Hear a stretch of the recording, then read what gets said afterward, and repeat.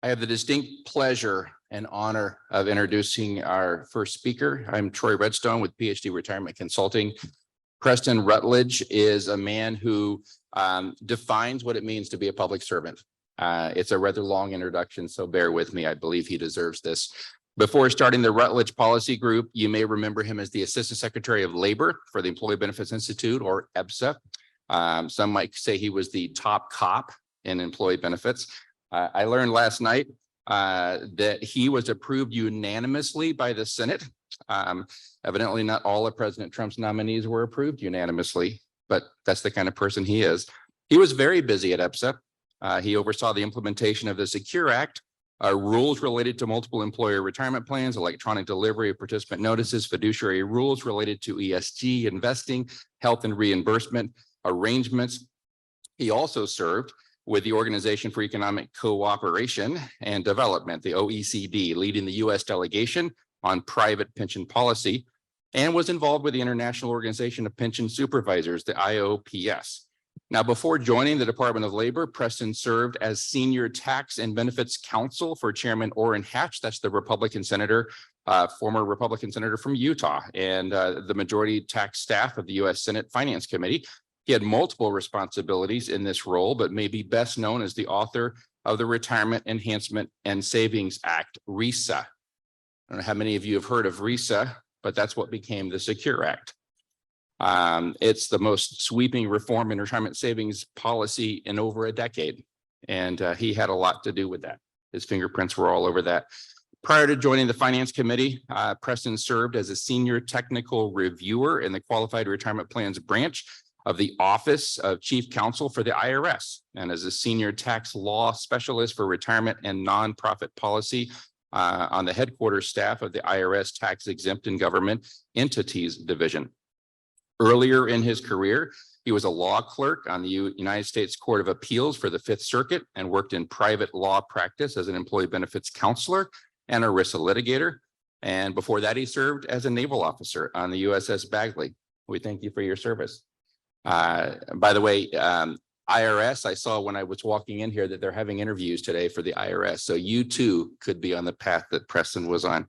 He earned a BS in business cum laude from the University of Idaho, his law degree with high honors from George Washington University School of Law, and LLM in taxation with distinction, including a certificate in employee benefits law from Georgetown University Law Center. So from the Navy to the IRS, to the Senate, to the DOL, I am honored to introduce a man who has served our country with distinction. Will you please join me in giving a warm Kansas City welcome to Preston Rutledge?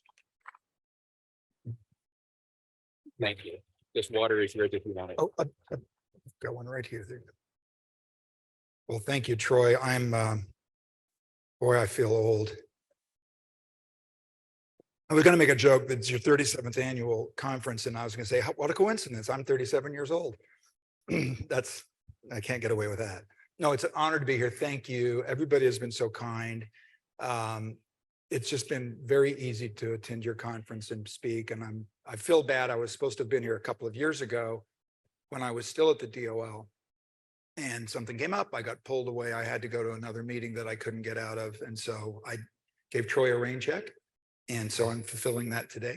But I really want to, especially of all the things I want to thank you for, the main thing I really want to thank you for is for serving sticky buns for breakfast. No other conference that I've been to I can remember serves sticky buns. This is my favorite breakfast. What a difference 2 years makes.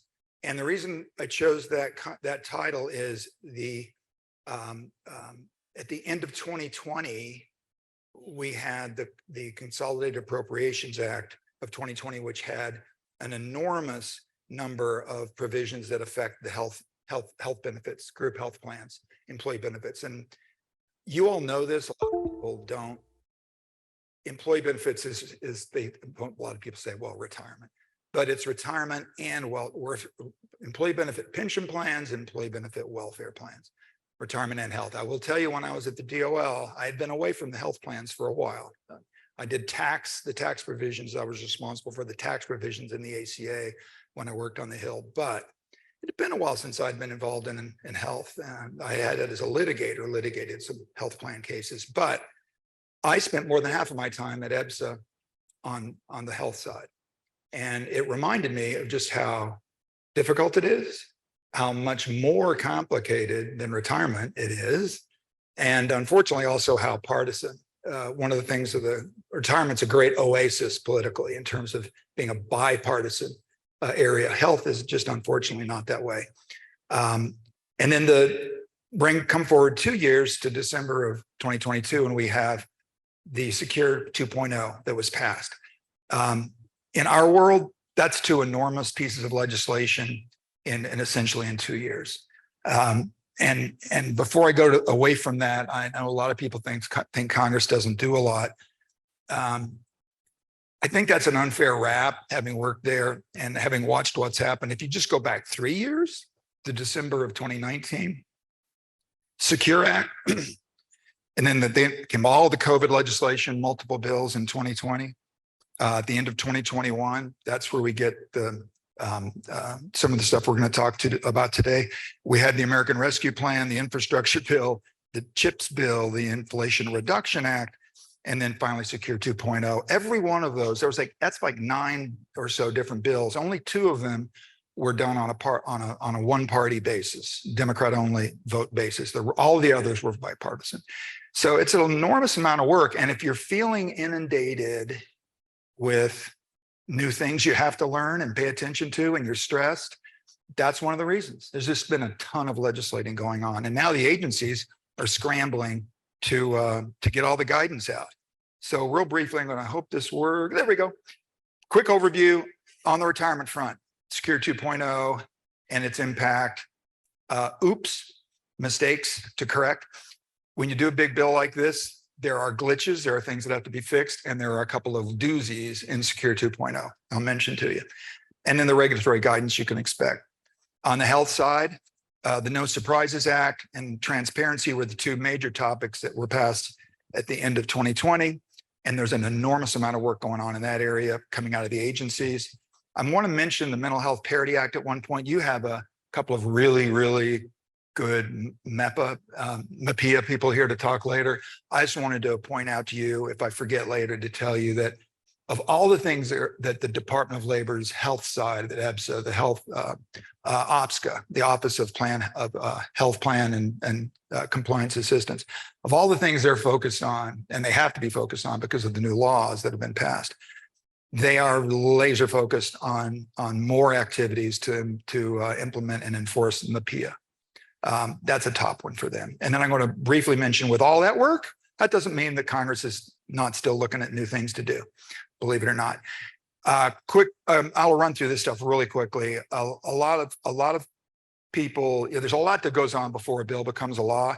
I know in traditional civic class, people talk about, in the Hill, they talk about regular order. Well, regular order means a bill goes through the committees in the House votes on it, sends it over to the Senate does their committee work. They do it, they vote on their bill on the Senate floor. There are inevitably always differences. Nobody sees eye to eye on everything anytime. So you end up with a Senate bill that says one thing, a House bill that says another thing, and they all come together in what's known as a conference. Members of the Senate and the House get together, they pour over the differences, they reconcile them, they choose one, they choose the other, they make but it's all visible. Everybody sees it.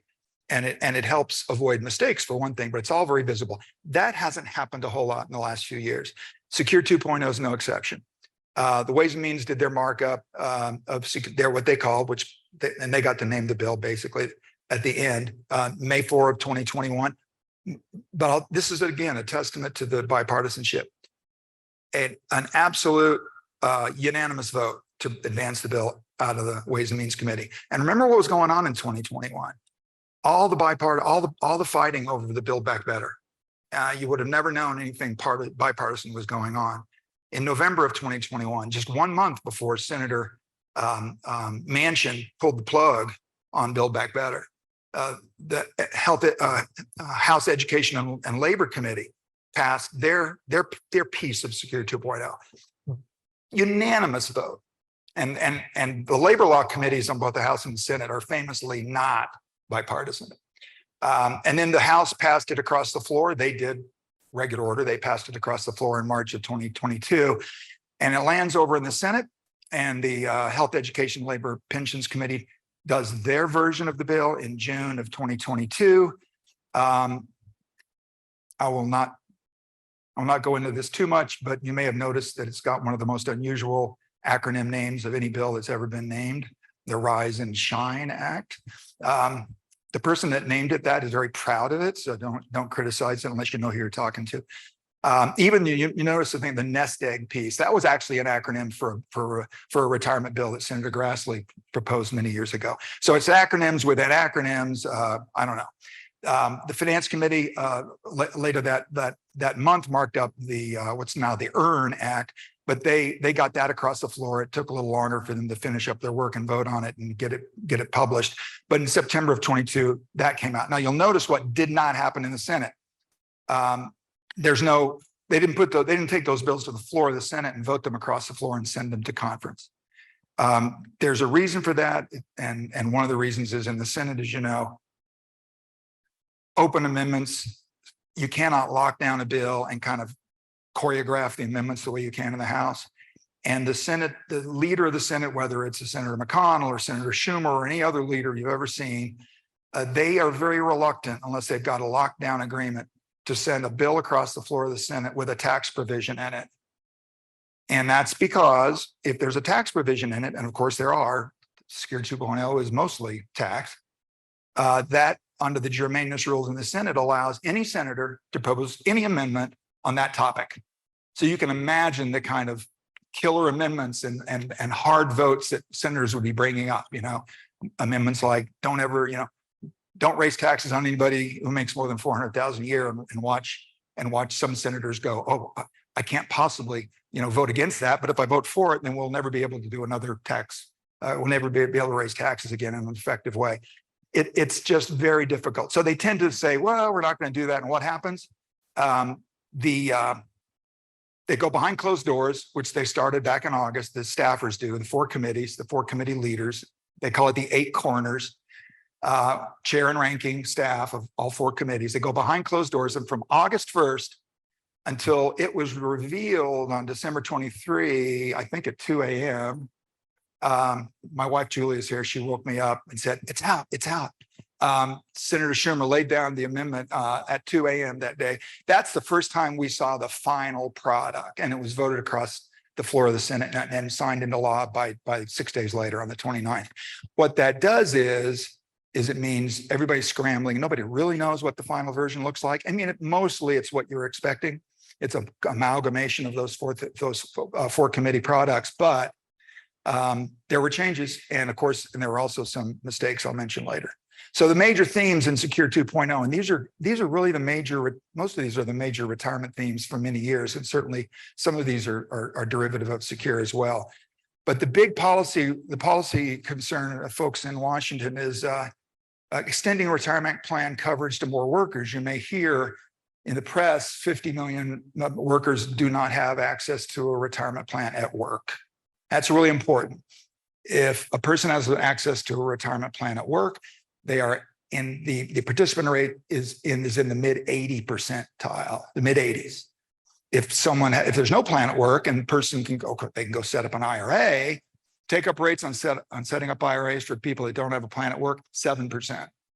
So if we want people to have retirement savings, the best, most proven way to do it is a plan at work. And why do they not have a plan at work? Well, most of those 50 million people work for small employers under 100 employees, maybe under 50 or much smaller. Those employers are the ones that are not setting up the plans, and for good and understandable reasons. They have a business to run. They don't have all the resources in the world. So the second policy driver, encourage small employer plan formation, increase retirement accumulations. The first step in that is to get people automatically enrolled. That was a big part of this bill, and get them, once they're enrolled, to have them escalate. It's called auto escalation. So they slowly increase their contributions until they hit a target, maybe 10% or 15% of compensation. And then the other driver, the policy driver that has really taken off in the last 10 years is to preserve savings in retirement. Everything that we kind of focused on the Hill all the way up until 2010, 2011 was get the plan set up, get people to accumulate more. Remember, the catch-up contribution came in the early 2000s with EGTRA. That was a big boost for accumulations. Accumulate. But then all of a sudden, someone, the baby boom generation is retiring. What happens? You have a large pot of money. That's a wonderful thing, but that doesn't mean it's going to last as long as you live. Longevity increases, interest rates going down, longevity going up, money runs out. How to create lifetime income has been a big focus, and it's going to continue to be a big focus. Watch for that. The wonks in Washington call that decumulation. So we've accumulation, now we've got to focus on decumulation. You'll see a number of things in there, including increasing your required minimum distributions and things like that. Emergency savings. This is one of those policies. It's not really retirement policy, but it's considered if someone doesn't have enough money in their checking account at home to fix a broken washer or dryer, or to get the car repaired, they're going to be really reluctant to join in the 401k or something and send some of the money off to a retirement plan where they can't touch it until they're 59 and a half. So is there another way to help people create and have some emergency savings? It's been a policy discussion on kind of below the surface for a long time, but it became way up to the surface with COVID, when suddenly the whole country, people were struggling with rent. They're struggling with everything financially. And of course, hurricanes, tornadoes, forest fires, entire towns in California were burned to the ground. People needed to have access to, they're taking money out of their 401ks and their IRAs. And it just was a policy whose time had come, and it got a ton of attention. And now we have 2 emergency savings provisions. And that's another thing to keep in mind. A lot of folks, there are a lot of really good policy ideas out there, but you need 2 things to get something into a law. You need a good policy. You also has to be, what do you think of it as, good politics. It has to be the right time politically to get it done. The thing that was so enjoyable about working on the Hill is working on the policy and then waiting and learning, when's our moment? When can we actually get this done? When do the stars align politically that you can get something done? You need both. People that only focus on the politics don't succeed. People that only focus on the policy don't succeed. Emergency savings is an example of that. The policy discussions have been around for quite a while, but the moment came, and now we have 2 new emergency savings provisions in Secure 2.0. Finally, you may be wondering why all this increased use of Roth contributions. Everything's going Roth. All catch-up contributions starting next year have to be in Roth if you earn more than $145,000 a year. Well, you think, oh, what's the policy behind that? I hate to say it, this is one of the dirty secrets about Washington. You have to have, in order to pass a bill, it has to be paid for. It has to be deficit neutral. So if something costs money, and good retirement policy costs money, good retirement policy, when you have more people covered by 401ks and 403bs, that means less tax revenue is coming into the Treasury because they get to defer taxes on that money. And the way the budget is balanced in DC, they go, well, if the revenues are going down, we've got to find someplace else where revenues are going to go up to offset it. Think of razors as offsets. What happens if you go from a traditional 401k contribution where it's pre-tax and you change your mind, you do a Roth contribution, or the law requires you to make a Roth contribution? Suddenly that money is going in after tax. That raises an enormous amount of revenue. So unfortunately, I'm not saying Roths are a bad idea. I'm saying the increased use of them lately has really been for budgetary reasons, but that's the world we live in. And so you're going to see a lot more about Roth. I'm not sure how much more they can squeeze that turnip or whatever what it is, how much juice is left in that orange, but you're going to see a lot of that. So the thing I've listed here some section numbers, that these are the section numbers. I did this so you could quickly plug in to the Secure 2.0 text and find the things you're most interested in. The auto enrollment was section 101, the first section. That was sort of the thing about Secure 2.0. That was the headline. Increase enrollment in plans by expanding automatic enrollment. Automatic enrollment has been proven to be very effective to increasing participation in plans, but it wasn't mandatory. For new plans with more than 100 participants, 100 employees. For new plans of employers with more than 100 employees, auto enrollment will now be mandatory. Now, the worker can opt out. So it's not mandatory in that sense, but it's going to be mandatory for the employer. That was a heavy lift because as you can imagine, the Republican side of the Congress, you say the word mandate and they just run for the hills. So it was kind of remarkable that everybody was able to come together around this particular mandate. The student loan provision, very popular. I think you have someone who's going to speak on that later. That was another of those good ideas whose time had come. Part-time workers in Secure, part-time workers. It used to be you didn't have to put a part-time worker into a plan. If you had fewer than 1,000 hours of service a year, you didn't have to put them in the plan. They reduced that to 500 hours a year if you have been part-time for 2 years. So 2 years of service at 500 or more, you're considered a long-term part-time. You go into the plan. That was Secure. Secure 2.0 decided, well, 3 years, how about, let's make it 2. So now, did I say 2? Well, I'm going to go, Secure said 3 years, Secure 2.0, 2 years. There are some complications around that transition because the 3-year rule was just getting implemented. 2019 was 3 years ago, just getting implemented. Now, all of a sudden, boom, there's a new rule. It'll all work out, but there's a lot of anxiety. There's a lot of effort going on right now at Treasury to get those rules out. And how do you encourage small plan formation? Well, one of the things you do is you pay for the startup costs. You tell the small employer, this isn't going to cost you anything to start up. And the way you did that is they have a couple of tax credits. Section 102, which came in with Secure and it was increased. With Secure, the first $5,000 a year for 3 years of expense, you got a tax credit for 50% of that. So they cut the cost in half. Well, Secure 2.0 said, just give them 100%. 100% so you all that are helping small employers set up plans, this is probably one of the most important things for you to think about. As a selling point to the employer, the first $5,000 a year for the first 3 years, 100% write-off. You get a tax credit for 100% of it, not a tax deduction, tax credit, much more important, much more valuable. Tax credit means if you owe $100 and you have a $100 tax credit, you owe nothing. Tax deduction, you owe $100 and your tax bracket is 30%. In the 30% bracket, it's worth $30. You still pay $70.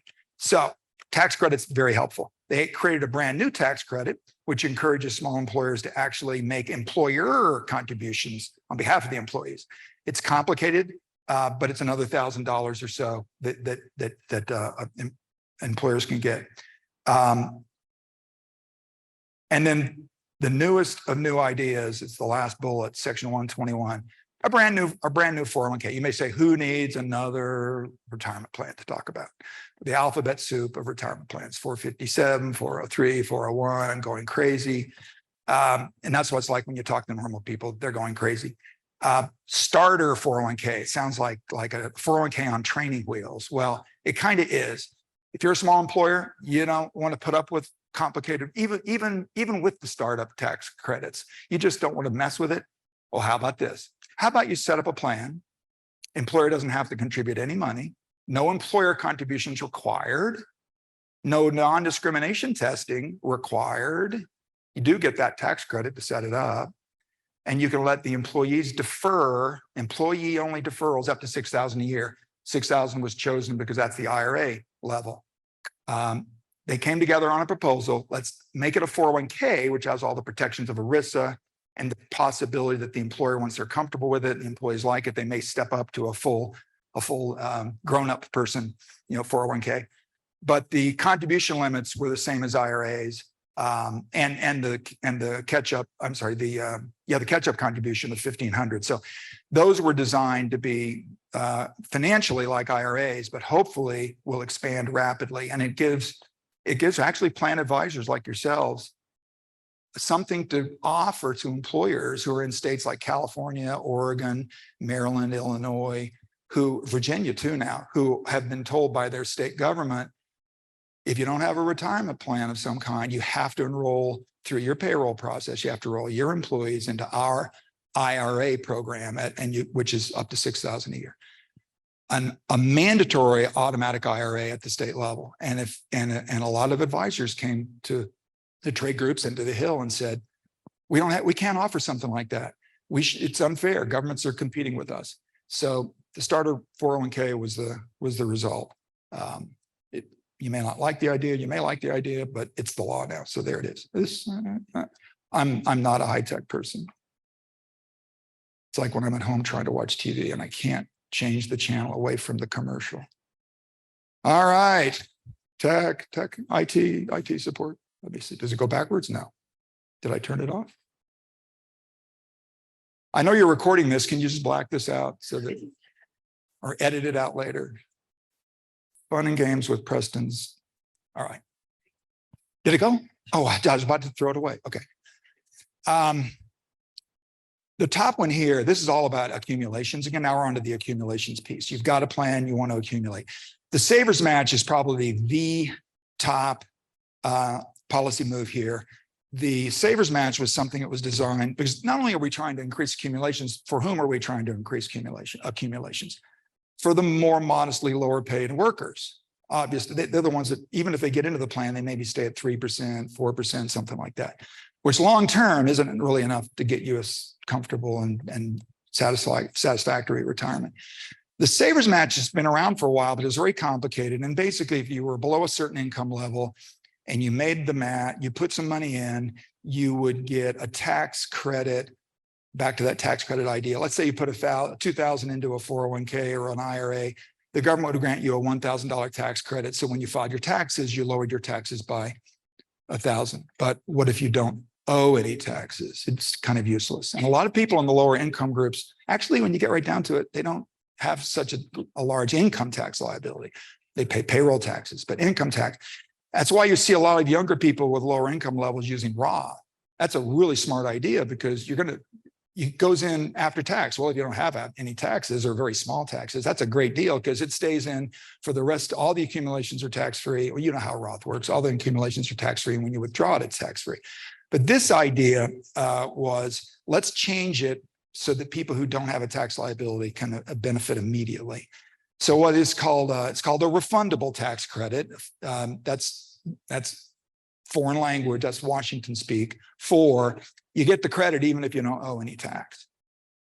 So now with the savers match, put up the 50% up of the first 2,000. So if you put 2,000, you can put in more than 2,000, obviously, but for the first 2,000, the government is going to, and think of it as a government match. The government is going to deposit $1,000 into that account for you, whether you have a tax liability or not. So it's a lot of, this will be Roth too. So that's a very, Senator Cardin of Maryland and Senator Portman, former Senator Portman of Ohio, this was probably their #1 goal to get into this bill. And by the way, when you're a chair or a ranking of a committee, you've got a lot of other senators and members of Congress on your committees. Their headliner names are always at the top: Neil, Brady, Wyden, Crapo. When I was there, Hatch, Wyden. But really, it's the senators on the panel that are really, they need to support this, and they have their own ideas. And you've got to get their ideas in here. And this was for many years Cardin and Portman's #1 thing, and they got it in. Index the catch-up limits, higher catch-up limits. Senator Portman just wanted to increase the catch-up to $10,000 a year at age 60, but once again, it reduced revenue too much, and they had to. This is not a policy decision. 60, 61, 62, 63. This is the way we wanted to do it. Cost too much. We pared it back. This is where we landed. It costs less because it's only for 3 or 4 years. Small financial incentives, section 113. If you like comedy, keep your eye on this one. So this is where, remember the old days? I'm actually not this old, but you may have heard of it. Banks used to have a deal: open up a bank account, we'll give you a toaster. That was like a legend. I don't know if it ever happened, but it was a legend. That's a small financial incentive to put money in an account. For many years ago, people said, why don't we do that with 401ks? And there were really big time policy experts. We had a witness, we brought her in from Harvard University. Most important thing you can do is offer small incentives so that get the young people to put it in. She says things like, I don't know what young people want, but the example the boneheaded staffers had, so we have a gift card. You say, hey, put money in or join the 401k, we'll give you a $100 gift card. Wow, wonderful. Believe it or not, apparently it works very well. Small value incentives. That is now, but I was talking to a colleague of mine who used to serve at Treasury who was helping them work this. He says, they should have said small, they should have defined, it's called the de minimis. When you see that word de minimis, that's when lawyers want to fool you into thinking they're speaking Latin. It just means small. De minimis isn't defined. Thank you very much, Congress. There were folks that wanted to define it precisely, so no one had to guess at maybe $200 and less or something like that. Well, they didn't define it. So there's already a lot of frou-frou at Treasury. Oh, we have to write guidance. We have to write a rule. How are we going to define de minimis? Someone said gift cards. Well, not so fast. Someone said, well, how about a lottery? And you have everybody joins a lottery and not one person gets a big thing, but everybody got a chance. I mean, no, give me a break. So they're going to struggle with that, believe it or not. You're going to have fun watching. But I would say this, I'm not going to give you legal advice. I'll just say, if you look into the legislative history, you'll see the phrase gift cards several times. Doesn't say how large of a gift card though. So be on guard, but it's interesting. Some of the other kinds of plans, simple retirement plans, simple IRAs.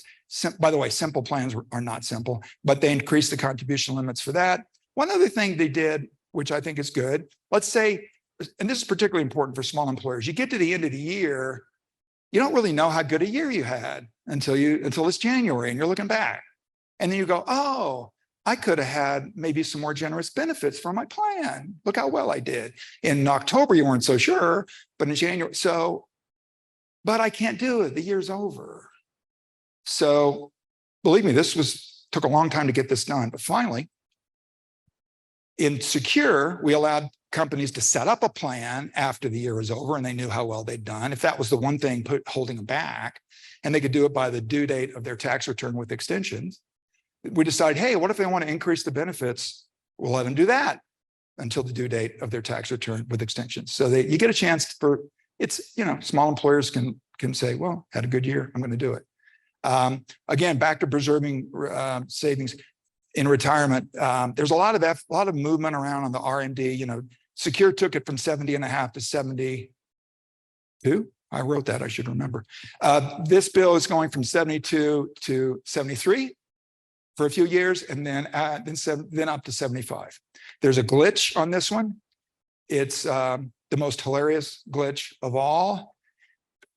If you are born in 1959, your RMD, based on the statutory definition, is both 73 and 75. You satisfy both definitions. So which one do you use? IRS will tell you in due time. But this is glitches. Surviving spouse may be treated as an employee for purposes of RMD. This is also a very helpful and very popular thing that was done.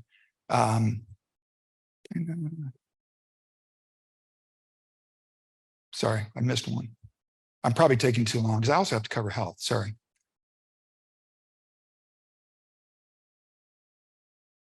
Oh, required annual paper statement. So now, after someone, I only have 10 minutes. After someone at the Department of Labor a couple of years ago signed a rule that said you can deliver your participant notices electronically, there were some interest groups that went nuts and said, oh no, it's got to be paper. That debate's been going on a long time. So they got a provision in the law that says paper statement, one benefit statement per year has to be in paper. And there was one trade group that laid down on the tracks and said, we will not support this bill without that one provision. That's the only thing they cared about. And at the end of the day, they got their way. Let me move quickly. I'm sorry about this. I talk too much.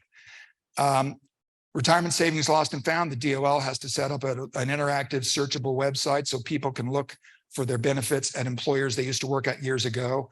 And apparently you'll be able to plug your name in and find out, oh, I remember I used to work for that company. Oh, they've got $4,000 in my name. And they never told me. They never reminded me. That's the idea behind that. It's a big priority at EBSA to get that written.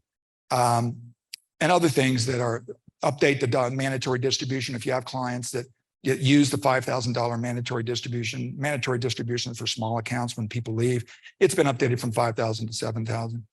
The glitches, the RMD glitch I mentioned, this is the big one, the last one. The catch-up contribution glitch. Section 603, when they decided to say all catch-ups for employees that make more than 145,000 have to be Roth starting on January 1, 2024. They had to do some conforming amendments. And, if you change a section of the code, you have to oh, how about all the cross references? We got to do all these. That's what legislative counsel's for. Staffers are supposed to catch that. Members of Congress, you don't want them to understand that stuff. It's ridiculous. It's not worth their time. But what they did is when they did the conforming amendments, there's a glitch. They made a mistake and they eliminated catch-up contributions.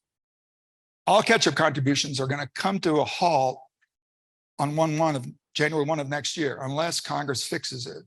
There is an enormous amount of work going on to get Congress to, at the end of the year, in their final end of the year package, to put some, it's called a technical correction. But you call that something when the statute says something wrong, but it's the statute. Treasury is also doing backflips to figure out if they can do guidance to fix this, or if they can just say, we're delaying the effective date. We're not going to enforce this rule for another year or so while we sort it out. Watch for that. It's a trick that government agencies, and I'll admit I used it a couple times. You can't rewrite a congressional statute, even if you're a regulator and you have notice and comment rulemaking. But what you can say in some situations, it's all you really need to do is say, well, this is problematic. We're just not going to enforce it for the next year. Operate in good faith. We're not going to enforce it. See you next year. We're going to work on it. But keep your eye on the catch-up contributions. You're going to hear a lot about it. I'm going to cut through. I mentioned, regulatory activity. Just so you'll know how busy Treasury is. Every one of these, this is the priority list of everything at Treasury right now, on top of everything they already had to do. And this is not secure. This is Secure 2.0. Everything else, this is how busy they are. You guys are going to get, the PowerPoint, so you can check that out. Regulatory activity at Department of Treasury and Labor.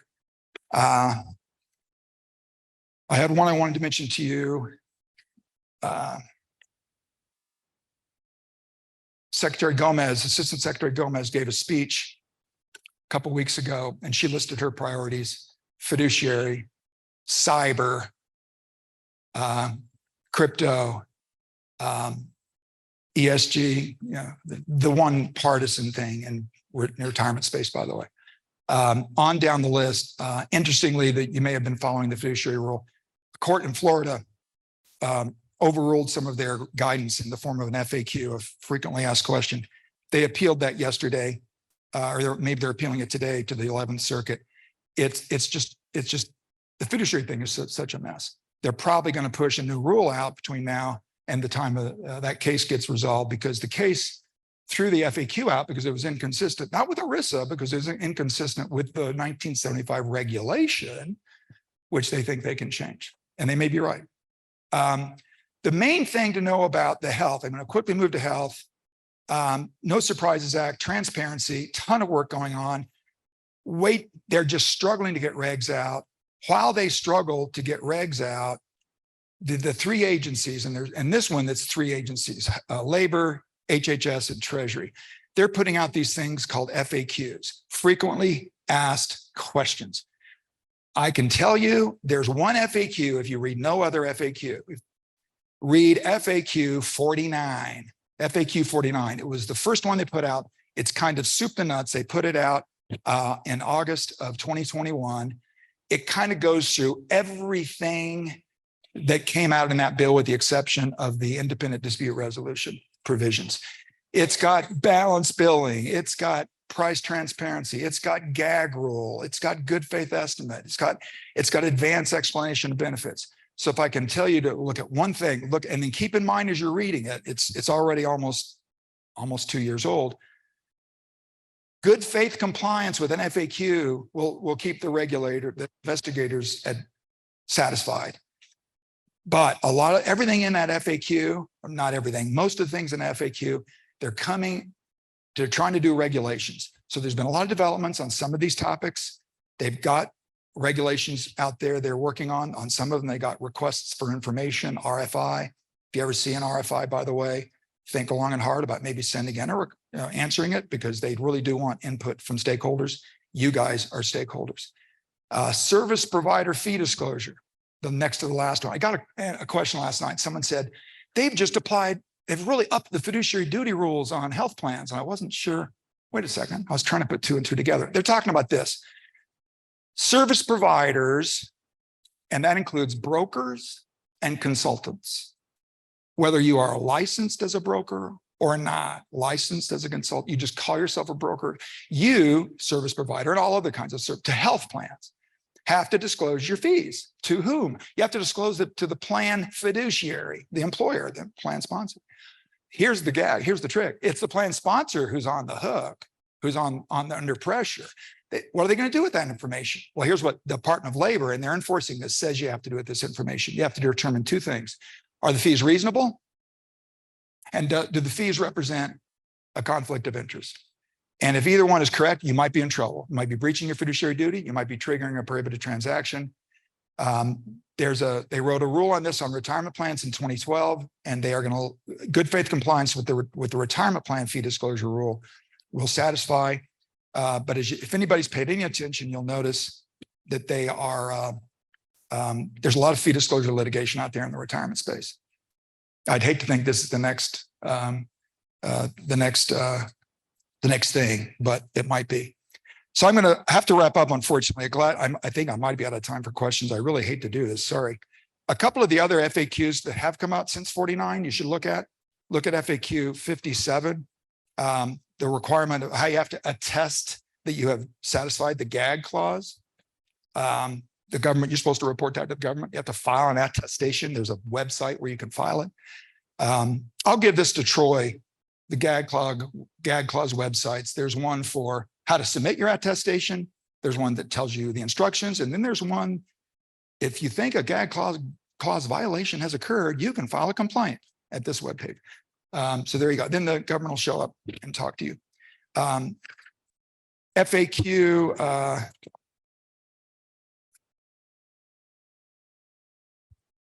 56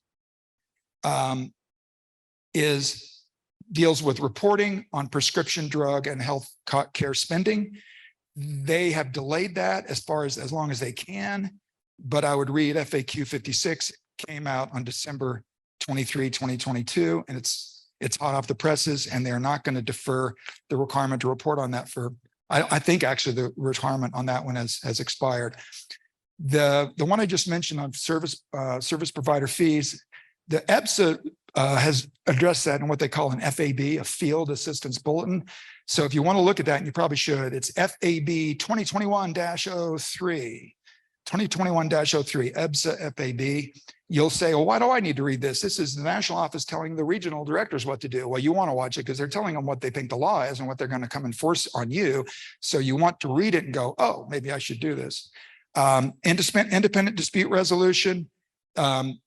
On March 17 of this year, CMS just updated all their guidance on independent dispute resolution because their first attempt to set the rules on the arbitration was thrown out in court. And then they appealed it, and they lost. They finally said, okay, we'll just do it the way the courts are telling us, which is, in other words, they're going to do it the way the statute says. March 17. By the way, if you're not aware what I'm talking about, why would you have a dispute? This is mostly about plans that are being told by out-of-network providers to pay a lot more than they would have paid the in-network provider. The plan resists, the health insurer it resists, there's a dispute. It's now going to arbitration, and it's baseball arbitration. What does that mean? Both sides submit their proposal, how much should be paid. Arbitrator chooses one. That's, I guess, baseball arbitration. You submit evidence and everything and make your arguments. Where are the big out-of-network providers? Where do they come from? The biggest ones, there's 5: anesthesiologists, pathologists, radiologists, emergency room doctors, and the most notorious of all, I shouldn't say notorious, that's unfair, air ambulances. There's just a big fight over air ambulances. I'm going to not talk about MAPIA. You have a super expert coming up. I'll just say one thing. It's a huge priority with the department. FAQ 45 would be, you should look at that. And finally, the big thing that this administration is asking for is to give EBSA the authority to go not just after the plan sponsor, which they clearly have jurisdiction over, but to also go after the health insurance company, the health insurer, who they don't have jurisdiction over. In the Trump administration, we had started to ask for that. The Secretary of Labor asked for that publicly, got slapped down by, got uproar on the Hill from the Republican chairs of HELP, got slapped down. So we stopped asking for that. We wanted it, stopped asking for it. This administration, they're asking for it. So it's back, and it's, as a regulator, I would say it's probably the right thing, because what's an employer to do when they're in a fight with Blue Cross Blue Shield? And Blue Cross Blue Shield says, tough. This is how we do it. So that is all I'm going to say now. I'm sorry, I ran out of time, but like I said, there's just a lot going on and a lot of new stuff. And I really hope you have a great conference, and I know I'm driving Daniel crazy. He's waving at me back there. He's about ready to, if you got the sheep hook, sorry. Thank you, everybody. It's been a pleasure.